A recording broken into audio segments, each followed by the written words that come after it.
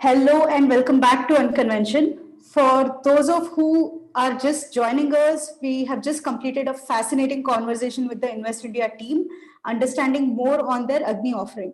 So we are now starting our second session of the day, which is an interesting one on why now is a great time for entrepreneurship in agriculture. This session is being hosted by the Nudge Foundation, our technical partners, and will be moderated by Utsav and Naman, program managers for Cisco Agri Challenge. So over to you guys. Thanks a lot, Anusha. Good morning, everyone. My name is Utsav Mishra, and I welcome you all to this session hosted by the Nudge Foundation. In this session, we have an exciting list of speakers talking on some of the most critical issues in agriculture and a unique opportunity to participate in Cisco Agri Challenge and win prizes worth rupees 2 crore. The first speaker on the list does not need much introduction. And as he could not come to speak here live, we have his video message addressed to all stakeholders of the agri ecosystem. Presenting Amitabh Kant, CEO, Niti Aayog.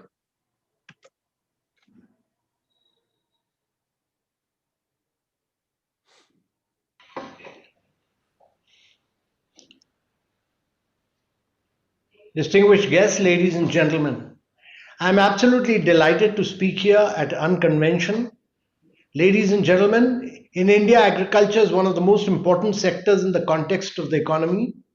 Accounting for about 16% of the GDP, the sector provides employment to close to 43% of the workforce and accounts for 12% of India's exports. India's food security is also intricately linked to this sector. During the pandemic, the agriculture sector played a critical role in cushioning India's economy growth, growing by about 3% in both quarter one and quarter two of 2021. The agriculture sector will be playing a critical role in helping India become a $5 trillion economy. However, to achieve this goal, in addition to doubling farmers' income, we have to focus on increasing farm production and productivity. This cannot be done without leveraging the latest technologies and innovations. India's agri-tech and agri-business startups are going to play an important role in making this happen. Technology has played a key role in contributing to India's resilience during the pandemic. It was leveraged to ensure continuity of a wide range of activities, right from the functioning of supply chains to enabling the new paradigm of remote working. COVID-19 has proven that technology can indeed be adopted within a short period of time and can create tremendous impact. This has proven that some of the traditional barriers to entry are no longer deterrents. In the context of agri-tech, there have been historical barriers to adoption, primarily linked to poor internet penetration and technology use. But the scenario has now changed completely.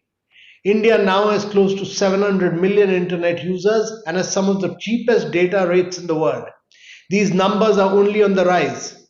We also have the highest proliferation with respect to the use of smartphone devices. It has never been easier to reach farmers in rural India. The Digital India initiatives are not only ensuring critical service delivery and infrastructure development, but are also creating greater awareness with respect to technology use at the rural level. There have also been a series of government reforms and initiatives through which the government has striven to create an enabling ecosystem for agri-startups, such as the Atmanirbhar Bharat Abhiyan, the Farmers Produce Trade and Commerce Facilitation Act, Farmers Empowerment and Protection Agreement on Price Assurance, Essential Commodities Act, simplifying and streamlining processes for starting a company and improving the ease of doing business, and the new guidelines for acquiring and disseminating geospatial data to make maps and relevant data accessible. The recent opening up of geospatial data has special significance for the agri-tech startups and is bound to open up new opportunities for growth. Agri-tech companies are already transforming and disrupting all aspects of the agricultural value chain through the use of various tools and technologies, namely artificial intelligence, data analytics, drones, robotics, mechanization, and digitization. While the total addressable market represents a $25 billion opportunity, the current market size represents only 1% of the total opportunity. This low market penetration implies that there is space for Indian tech startups to flourish, grow, and expand. This growth in turn will deliver the necessary boost to both the agriculture sector and the Indian economy at large. While some challenges exist, these can be overcome with appropriate investment support, robust R&D efforts, and the enabling regulatory framework. The key for unlocking the potential of the sector is the establishment of strong engagements with FPOs and farmers. Building trust, developing capacity, and improving the lives of farmers will automatically drive the impetus for on-ground adoption by farmers. But this will also require greater synergies between the startups, investors, academia, and the farmers. This is why building cross-cutting platforms is the need of the hour. I would like to commend the Nudge Foundation and Cisco for putting together the Cisco Agriculture Challenge platform. Such platforms are instrumental in building critical linkages in the ecosystem, bringing together agri-tech startups, investors, namely Omnivore, Bharat Innovation Fund, Mentera, Ankur, etc., and leading academic institutions like universities like Purdue, IIM Bangalore, IRMA, Wageningen of Netherlands. Together, I hope the platform will continue to serve as a nucleus for growing and scaling agri-tech initiatives in India. The success and growth of such platforms are critical for growing and supporting the agri-tech ecosystem. Developing this ecosystem will directly benefit farmers and serve as a significant nation-building undertaking. I would close by conveying my best wishes to all the startups and organizations present. Your journeys are linked to the nation's journey, and I'm sure that all of you will grow and prosper as the nation grows and prospers. Thank you very much, ladies and gentlemen. A great message, I think, which resonates with the purpose which we are trying to serve by Cisco Agri Challenge. And since Amitabh touched upon Cisco Agri Challenge, we would like to play a short video to help you understand more about it.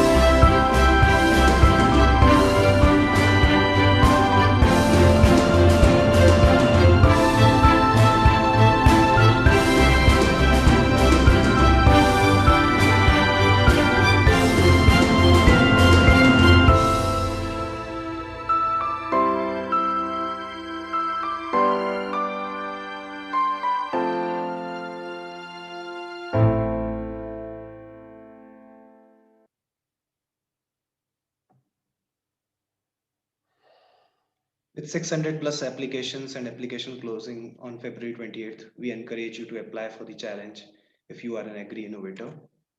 Because with a curated ecosystem of investors, incubators, and a great media coverage for your startup, Cisco Agri Challenge is a unique opportunity for the contestants to cover a disproportionate distance in their entrepreneurial journey over the next few months.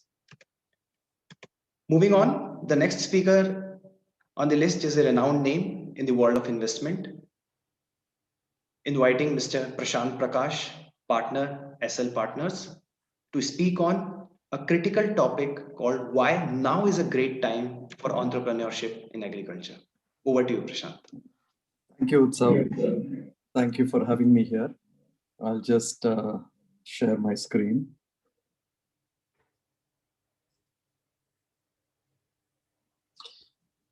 Yeah, I'd like to start out by thanking the Nudge Foundation for inviting me here and having me share my thoughts on what really makes this a great time.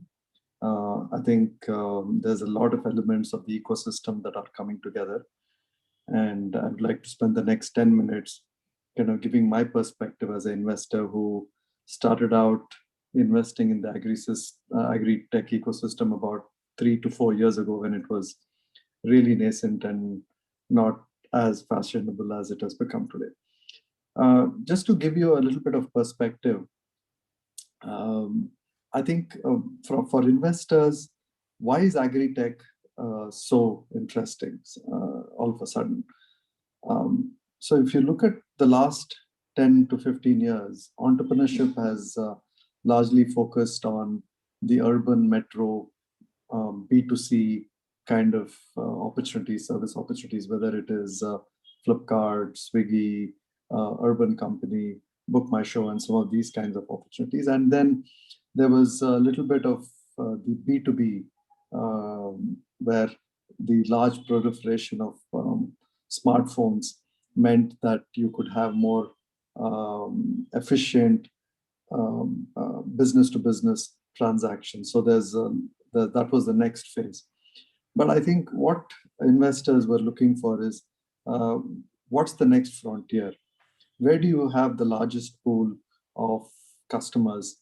And that happened to be the 200 plus million farmers in the agri ecosystem. There's two interesting things about the agri ecosystem. One, I think it's more fragmented and more disorganized than even some of the urban markets. And there is a specific role for technology to play in these markets. The second big opportunity was the growth of the rural economy and the growth of the economy tied to the growth in agri incomes as they rise. So there's a larger tier 2, tier 3, tier 4, tier 5 consumption story that is also going to be very closely interlinked to the agri-tech ecosystem. And then finally, I think growth in consumer habits. There was a bigger value given to fresh produce, and I'll talk a little bit on one of our companies that's in the space. So largely, there are three areas, and I think between inputs, implements, and output is the big gorilla in this space. Investors love large GMV, the ability for the startup to show a nice month-on-month momentum in revenue or in some form of metrics. And I think the output ecosystem has played a critical role in creating some excitement in the investor ecosystem. The other big area is inputs.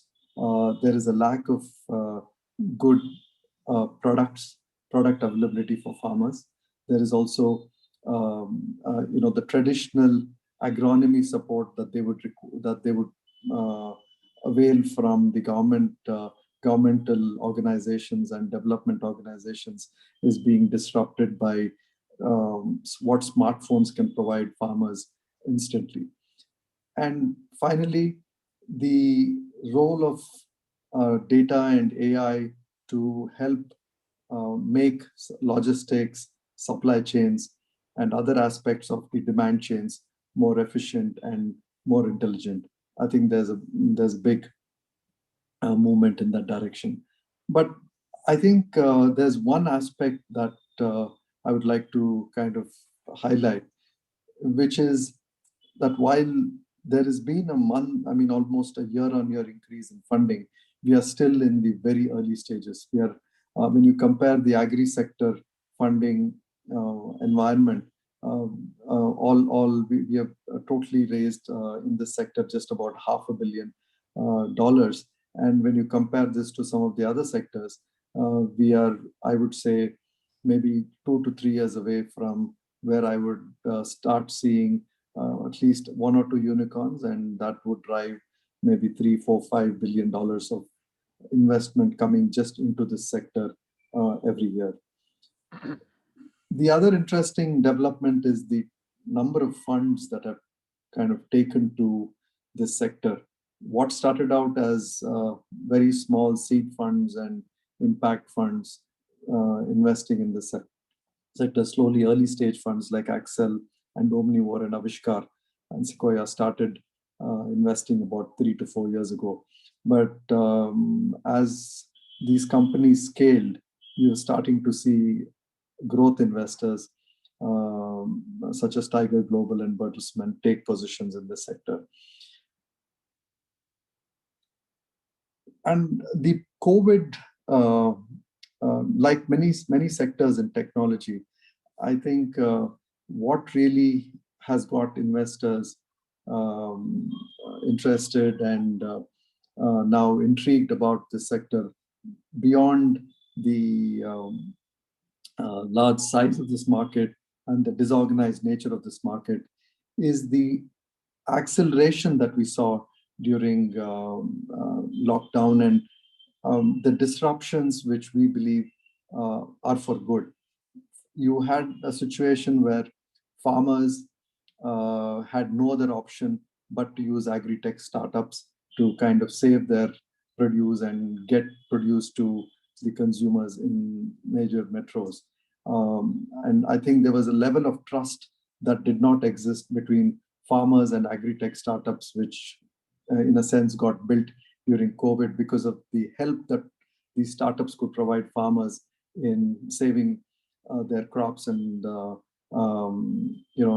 allowing their produce to go to waste. The second big change during COVID, and this has been happening for some time, I think, is the focus on healthy produce and focus on fresh produce. I think this is where, because of the changing habits of consumers going from the very standard staples to now more premium type of horti produce, I think is going to give a whole bunch of new opportunities for growing crops using precision technologies and being able to get better yield for better outcomes for their investment. And finally, while there is a lot of noise about what's happening with these government reforms, states like Karnataka have had similar reforms in place, even in the last 3 to 4, 5 years. So we have a bunch of our startups who are already taking advantage, such as Ninja Card and Clover, who are directly procuring from the farm gate and delivering to the end consumer in the urban metros. But what is really, like I think Amitabh Kant mentioned, I think to really make this ecosystem large, it is not going to be possible by just addressing individual farmers. The Indian farm holding is extremely fragmented.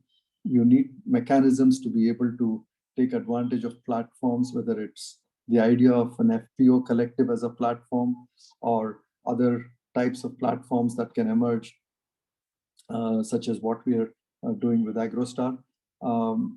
So it's really important to start the process of envisioning an agri-tech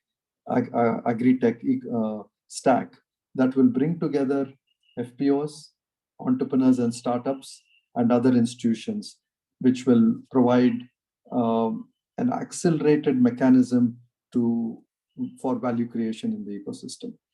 You have the village level entrepreneurs who are going to play a major role even for the larger startups. So as an example, if you want to deliver to the very last zip code, the idea of a last mile village level entrepreneur enabled ecosystem is going to be key.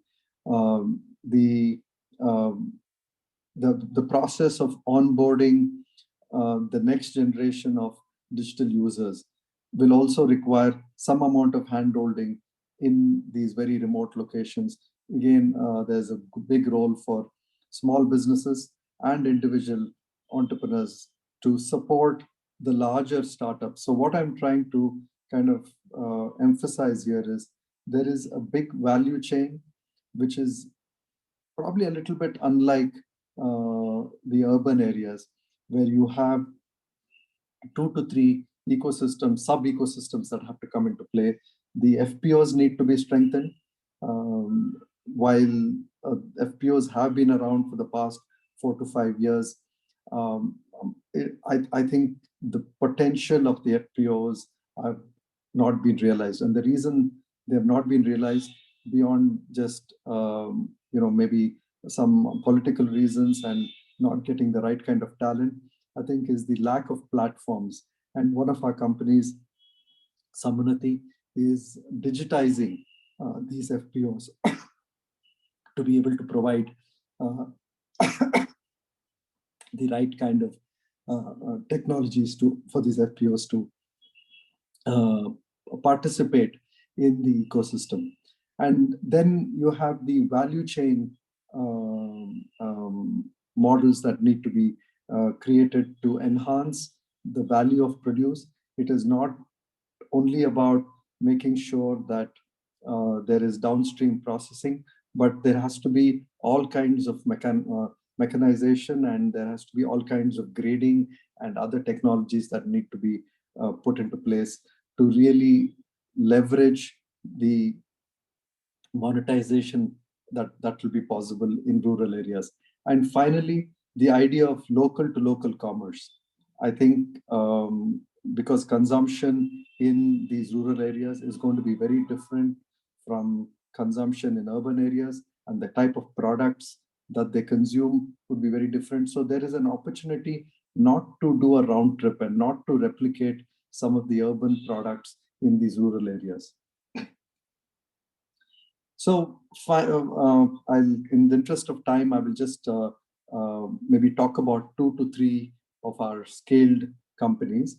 AgroStar is focused on building an inputs marketplace that combines very nicely the idea of a community that can share content, learn, and where farmers can learn from each other and do this at scale. So they have more than 3 million farmers, and very soon about 10% of all Indian farmers would be on this ecosystem. They are currently in 5 major states. They have raised more than $40 million. And the interesting thing about AgroStar is they are able to build a omni-channel ecosystem where it is a combination of farmers coming together to access coming together to get farm advisory and timely support through the community that is able to provide this.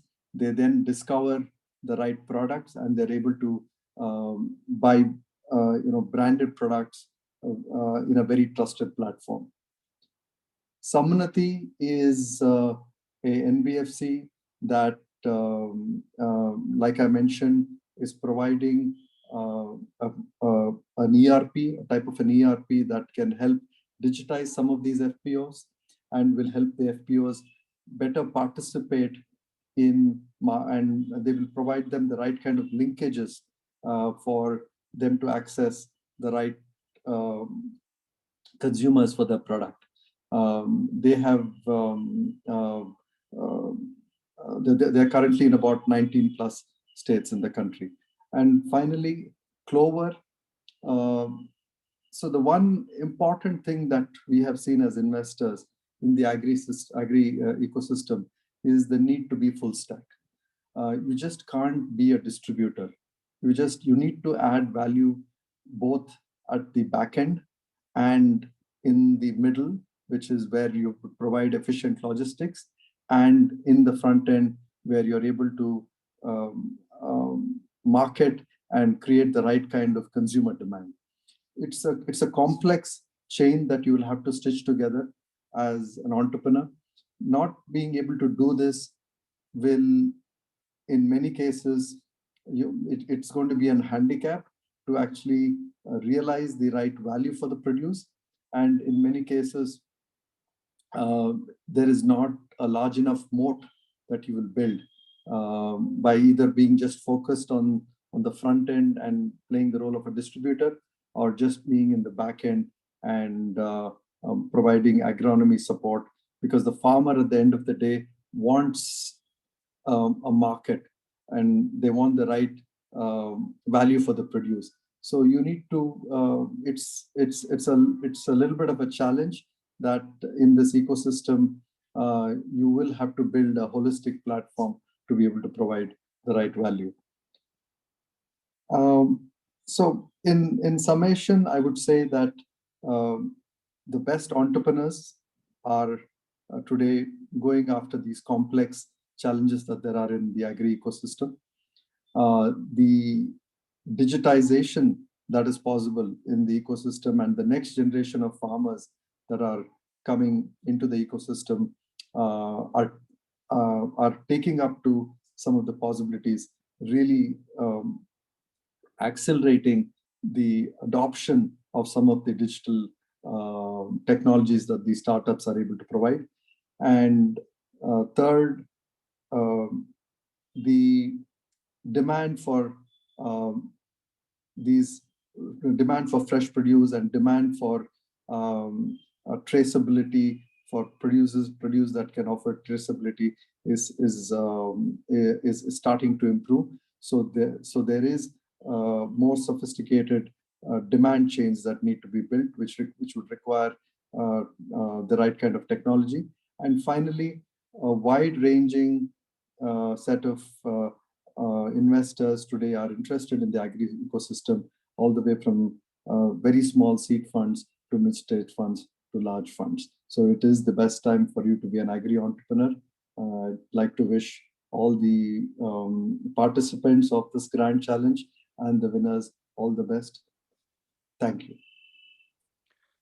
Thanks a lot, Prashant, for this insightful talk. I'm sure it will motivate many aspiring entrepreneurs to consider agriculture as an area of entrepreneurship. We have a couple of questions from the audience, and we would love you to address them. The first question is, given that the number of female farmers is on the rise, are there any agri innovation models that specifically address the needs of this population? I don't believe there is anything specific to the female farmer or what their demand would be.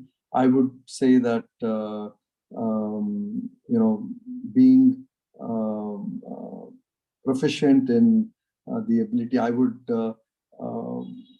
encourage a lot of these early female farmers to take up to technology and take advantage of the online communities that exist today for both to be able to know what to grow, how to grow, and where to sell. So I think all these aspects today, the information asymmetry that existed is no longer there. And this is something that I would say levels the playing field, and it is as much applicable for a female agri-entrepreneur or an agri-farmer who's coming in. Thanks, Prashant. One other question. I think somebody from the audience has asked that if you could shed some light on the newer technologies that use a lot of AI, ML for climate smart farming, and how do you see its future evolving in the coming few years? That would be really helpful. Yeah. So I think there is a lot of value for AI and some of the smart farming that could be done. But I think what is really important is to ensure that all these technologies are affordable. They don't have a lot of hardware behind them. It's not easy. I would caution any entrepreneur who's building a lot of hardware. It's not easy to distribute. It's not easy for these hardware products to be supported. So if you can leverage AI and other forms of data in the cloud, and if a lot of it can be supported through the smartphone, please do. Please, I would encourage entrepreneurs to do it. The second important thing with technology and some of these things like AI is you need to really focus on how to onboard the farmer on the very basics. I think there is a journey that you need to take these farmers through.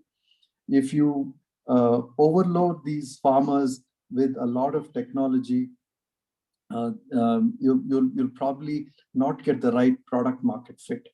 There is a progression over the next few years. You will see the leverage and use for some of these technologies, but the agronomy support and the intelligence that you need to provide the farmer today are a lot more basic. And keep in mind that you need to be progressive about how you approach the use of these technologies with the farmers in our country today. And I think that's where farmer centricity comes into play, rather than putting up a model and yes, selling it to the farmers. And maybe just one other point to add here, Utsav, is that unlike other even urban technology entrepreneurs who saw, of course, there was an operational complexity even in urban areas, but I think the operational complexity in rural areas is even more intense. It is because of two dimensions. One, the type of technology and apps that you need to build for these rural areas would be very different.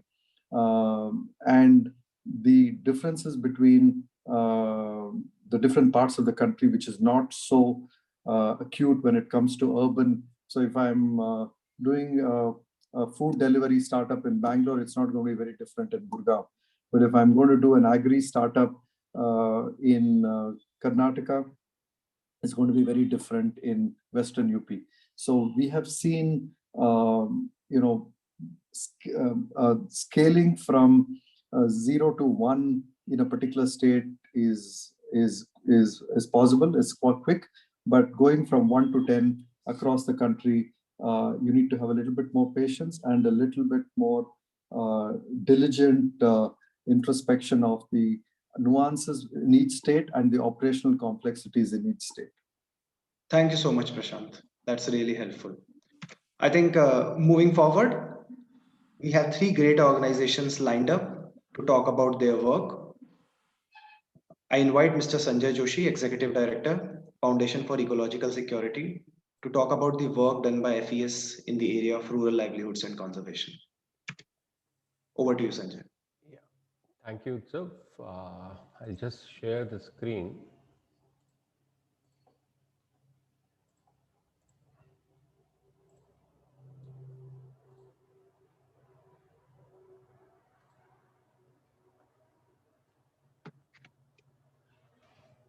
Once again, thank you, Utsav and the Nudge Foundation to invite me to share the work of FES, especially from the aspect of, because we work primarily on the work on commons, and we always have seen the relevance of commons on sustainability issues around farm and farm-based livelihoods. So that, in a way, we call it the promise of commons, which I think would be kind of a context that would be set for the people who are really looking at taking up an entrepreneurship challenge around agriculture. So, and I'll be trying to be brief and be using more of visuals and pictures to show the work and explain the work. The flow of the presentation will be on a brief introduction on FES, the work on commons. So commons will be a kind of a term which many people don't understand. So a small introduction on the commons, that for which I will be using an animated movie. And then we'll be talking about the core model and the kind of impacts we have been able to see, more from the ecological perspective as well as from the economic perspective that we have seen over the years. Then we'll be open to some of the questions. So if you look, just briefly talking about FES, so FES started its journey in 2001. However, if we look at the work of FES, which started in 1986 as an NTGCF, the National Tree Growers Cooperative Federation. But after, say, 10 years of work, we could see that the cooperatives are not the best suited institutional formats when it comes to working on lands that too of different category, which includes revenue-based lands, pastures, forest lands. But when we look at the work, we always have focused around the work on commons, and it has always been the core area of our work from the since inception in '86. Today, we work with over 90 partners and have reached to 29,000 habitation level institutions, impacting around 17 million lives and helping people get access to over 9 million acres of common lands across 78 districts and 10 states in the country. So the question comes, what are commons and what are their importance? And when we look at the larger issue of work on commons and its interlinkages with other farm and farm-based livelihoods, what are the opportunities that exist? So just taking you through with a small animated movie, which will help you understand a bit on the work on commons, the promise of commons, that is.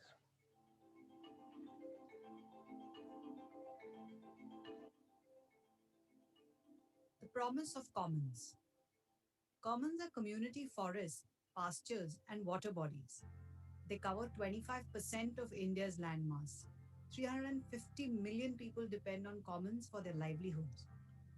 It helps rural people, especially women, meet basic needs of food, fodder, medicine, firewood, and timber.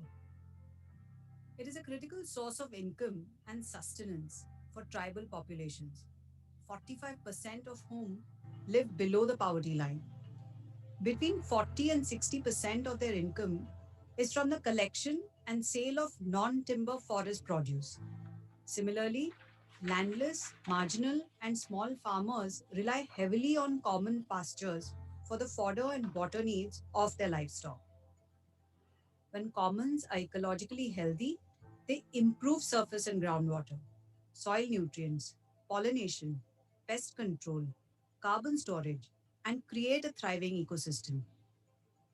This healthy ecosystem helps improve the productivity and resilience of farms, forests, and pastures.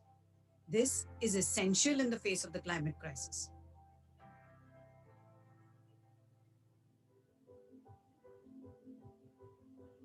The problem, opportunity, and system barriers. Widespread degradation of commons is worsening rural distress, especially impacting women. Agricultural yields are falling, costs of cultivation are rising, water tables are getting depleted, forests are shrinking, and pastures are degrading.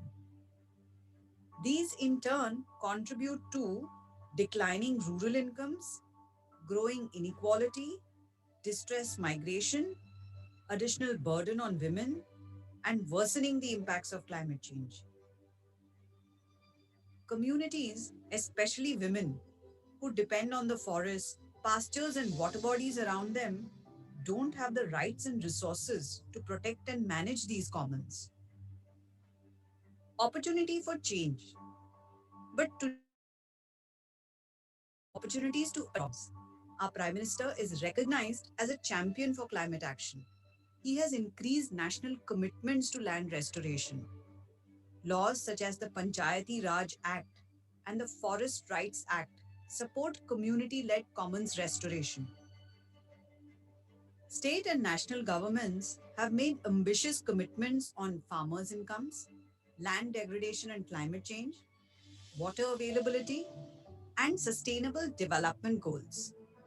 In fact, state governments already spend about 5 billion US dollars every year on restoration of natural resources under the Right to Employment Act. This is a huge opportunity to embed commons into government programs since supporting decentralized community-led commons restoration can help governments meet these commitments. Barriers to change.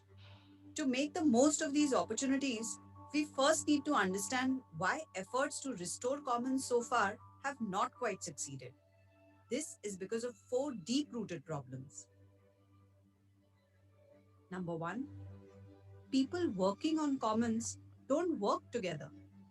Governments at all levels, NGOs, panchayat institutions, and other actors don't plan and implement in tandem. Because they work in silos, they fail to deliver concrete and lasting impact. Problem number two, actors with mandate to implement programs don't have capacity. The actors responsible for implementing programs don't have the capacity to plan and implement. They don't have enough information to make evidence based decisions. Problem number three, national stroke state governments and institutions provide only weak support to commons restoration. Commons are widely and erroneously perceived as wastelands that should be put to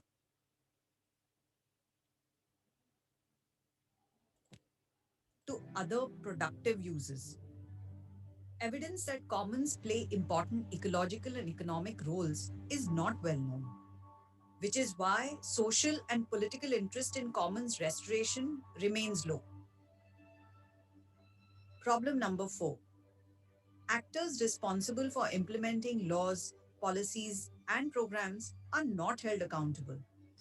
Laws, policies, and programs that support community rights, commons restoration, and women's representation exist, but there are no mechanisms in place to ensure that those responsible for implementing them are held accountable.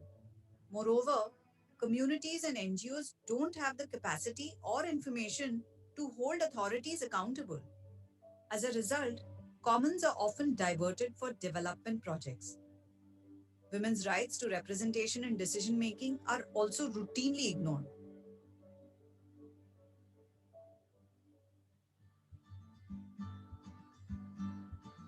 Solution: when communities, especially women, are entrusted with the power to control and govern their commons, opportunities open up to sustainably increase rural incomes, promote women's participation in collective decision making, and reap ecological dividends.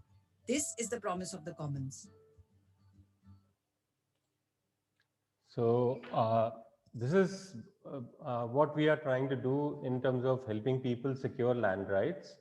We are trying to improve the collective action for inclusive governance and management, building community institutions, and helping people access resources both in terms of capacities as well as um, uh, resources in terms of finances for a better ecological health and resilient livelihoods. These are some of the impact images that we have seen over the years. What we see is basically there's an impact in terms of when we monitor data around 180 sites across the country, we see 2.6 times higher biomass, improvement in carbon as well as improvement in soil organic carbon. We see there is improvement in biodiversity, which shows there is an improvement in the ecological health of the region. But what is more significant is also there is an increase in household income from 30 to 50%. There is an increase in double crop area and around increase in livestock assets. So we also see a specific case of one watershed in Rajasthan. We have mapped kind of the GIS based assessment of these sites from 1993 to 2013, and we could see improvements in biomass on the protected commons and unprotected commons. You can see there's a 3 times increase in the biomass. There is improvement in water availability in this region, which improved the agriculture.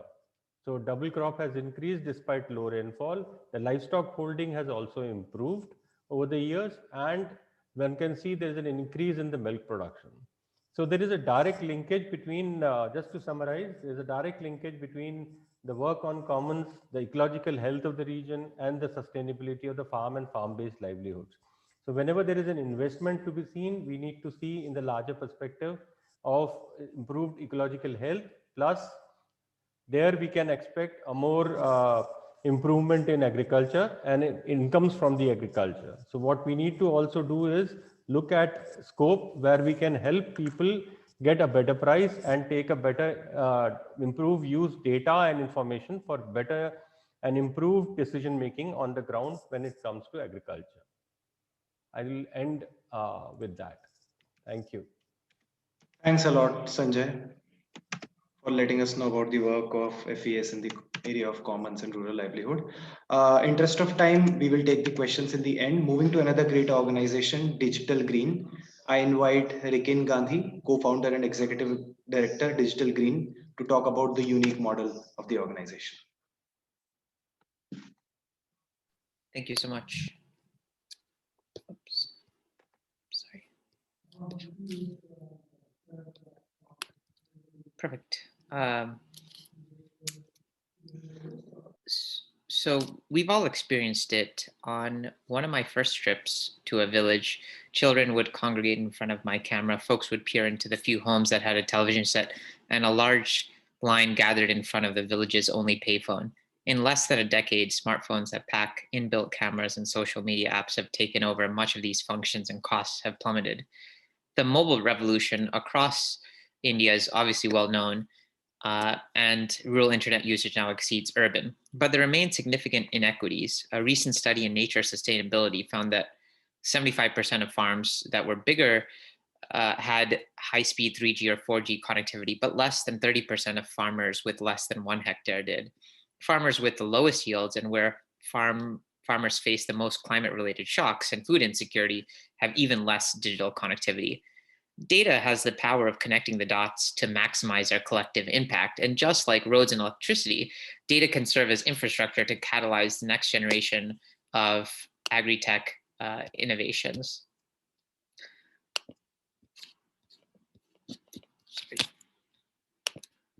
And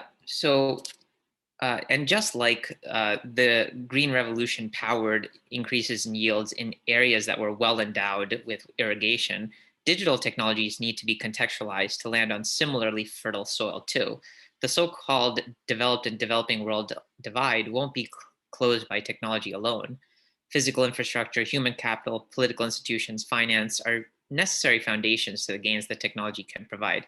And we need to go beyond seeing digital technologies as a silver bullet. Don't get me wrong, the cornucopia of opportunities from artificial intelligence to blockchain to IoT is quickly transforming agriculture into a knowledge-based industry. But transformative innovation is necessarily going to involve bundling scientific engineering advances with public policies and private interventions.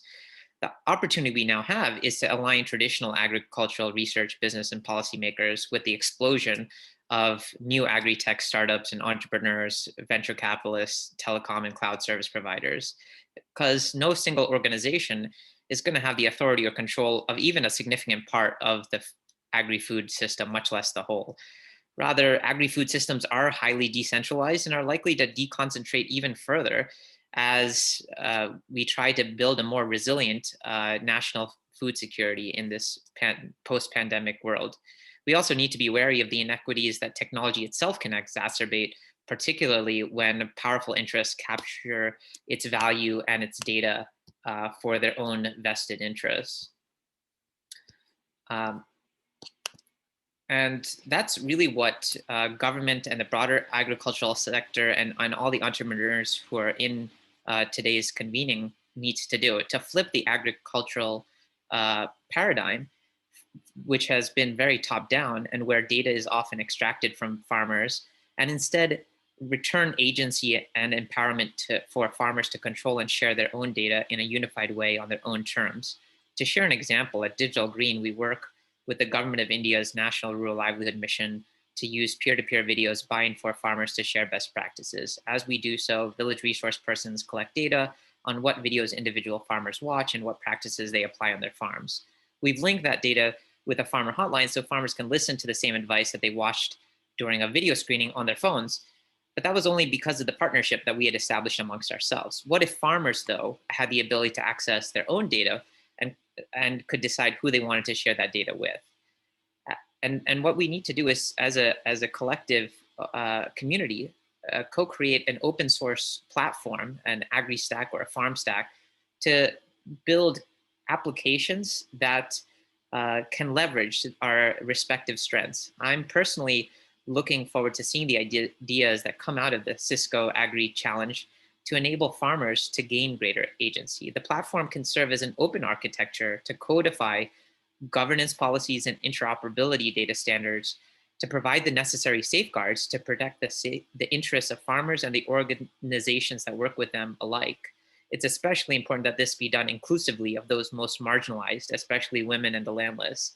And this will enable a wide variety of systems to talk to one another and seamlessly coordinate, and will be critical to addressing the exacerbating issues of climate change and groundwater depletion. That's why I'm so excited about the platform that the Nudge Center for Social Innovation is bringing together. As Bill Gates once remarked, a platform is only when economic value of everybody that uses it exceeds the value of the organization or company that creates it. Even as much will inevitably change, we know that there are some things that will remain the same. Farmers will undoubtedly want to earn more for their harvest, and consumers will want more nutritious food that is more affordable and accessible. Enabling their aspirations, even when they oppose one another, will have to be our benchmark of success. And I just want to take the opportunity to thank the Nudge and Cisco for giving me this opportunity to speak with you today. It's a real privilege to be on this journey with all of you. Thanks a lot, Rikin. I think that was really helpful. Thanks a lot for talking about your work in this area and seeing value in Cisco Agri Challenge for the participants. Again, I think moving on, we have a very young organization lined up called Gramhal, and I invite Simin Kaleem to talk about Gramhal's farmer-centric approach to agri innovation. Thank you, Utsav. So let me just start sharing my screen. Yes.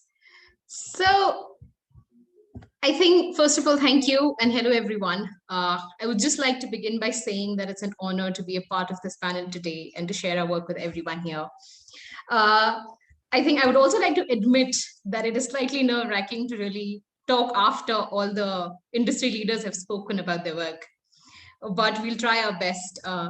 So the focus of our presentation today is not only to share about our model, but more so about Gramhal's approach to innovation and speak to innovators who want to enter into the agri space.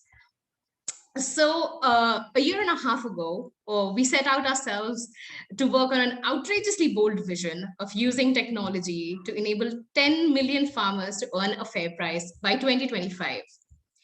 Well, while setting this goal, we were very aware that Indian farmers are not a homogeneous group and their needs can't be generalized. So really, what we were thinking when we planned this goal for ourselves. So, well, the first and the most important reason for us was the scale of the problem.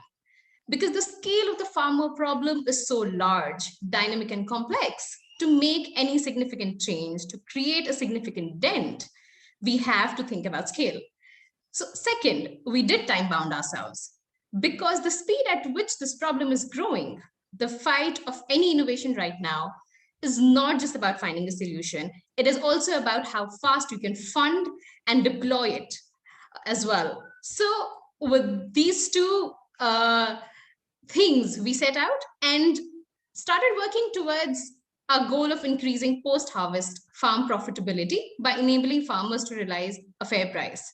So we doubled down on this problem because most of our members of the team either come from agriculture backgrounds, have worked in the agriculture sector, and a collective experience and insight tell us that the realization of the price is a key pain point. So on Jan 2020, we started our work by prototyping a warehouse-based integrated marketplace for the farmers. Where we bought and stored farmers' produce, aggregated it, and then directly sold it to the institutional buyers. So to make our work more transparent, what we also did is we set up a quality lab. We shortened the supply chain, and of course, we were able to offer a better price to the farmers. But as we reached 500 farmers, we realized the challenge that came with the solution. There was a lack of warehouse infrastructure at the village level. There was bottleneck of working capital. And then we were like, okay, this model is impactful, but it could not be taken to 10 million farmers. right? But interestingly, with these challenges, something very interesting happened. Farmers started coming to us with samples of their produce. They came and they asked, what is the quality of our produce? Can you just tell us? And what is the price we should be receiving for it? However, this quality inspection was not a standalone service, but just to rapport build, we started giving this service to farmers. We didn't realize initially, but then this became a trend. And then we decided that we'll deep dive into it and understand what is happening. Then we realized that farmers were taking this price and quality information, going back to their local trader and negotiating it. So this was a great insight for us. If we can somehow provide farmers with quality and price information, they can push their local ecosystem to be more efficient. So also it was a low cost, scalable model.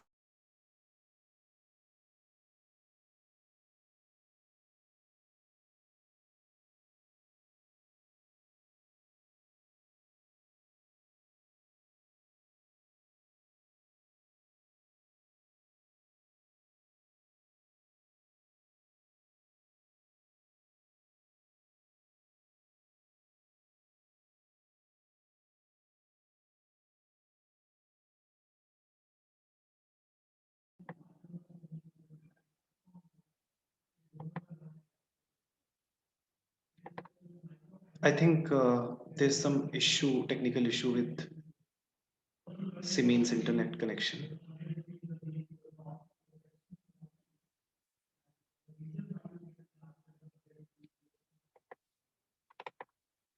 I think we would like to utilize that time to answer some of the questions asked by the audience.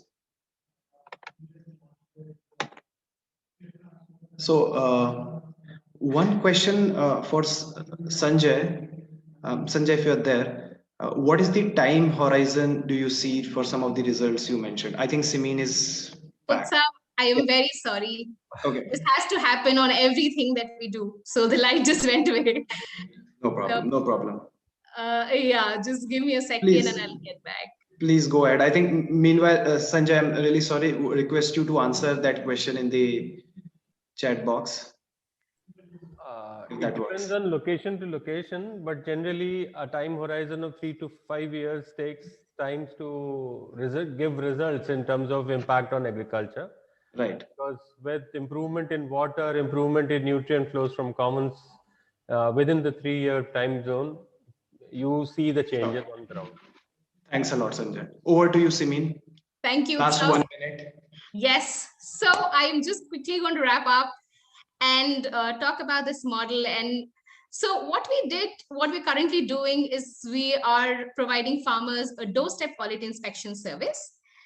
We have developed a portable kit for it, and we have trained the rural youth to deliver the service to farmers. And this model has become very interesting for us because the farmers are making the local ecosystem efficient.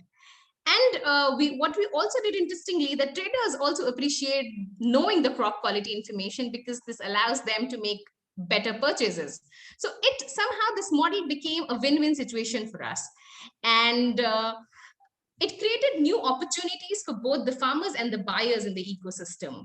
The farmers now have the quality information, personalized price, and the pool of buyers. And the traders had the list of farmers with their crop quality detail on the phone. So this system has given farmers the choice, build their agency to exercise these choice and earn a fair price. So to quickly sort of wrap up, and I'm going to just skip through a couple of these slides, to all the participants in the agri space and to talking about why is and right time.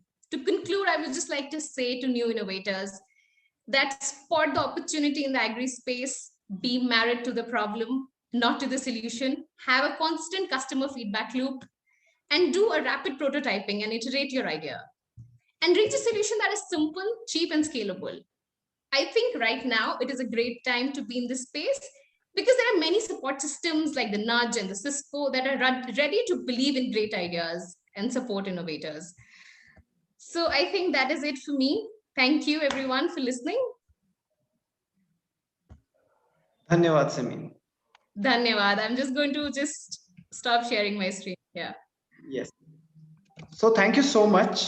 Thanks a lot, everyone, for attending this session. We will be present in Networking Lounge for next 1 hour.